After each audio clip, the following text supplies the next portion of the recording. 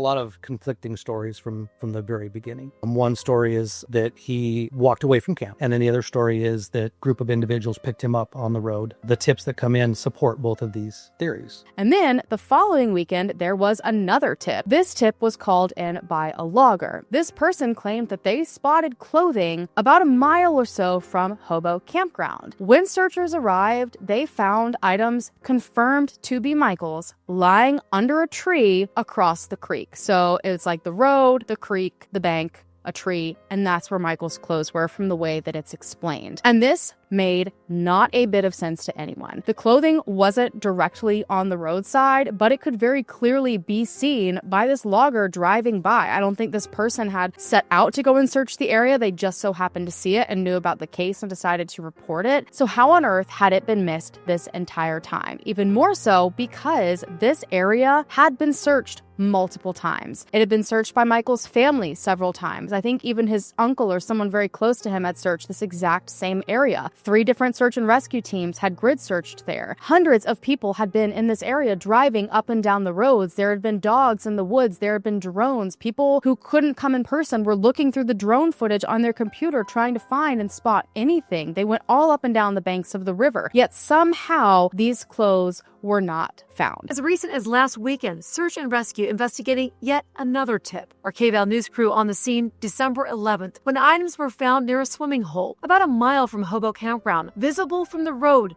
in an area that Parrish says was searched multiple times. The blue ribbon right there is where 2 of the items were found, and then the blue and orange ribbon over here is where the other item was found. Parrish confirms the items belong to Michael. I'm 99.9% sure that these items were planted.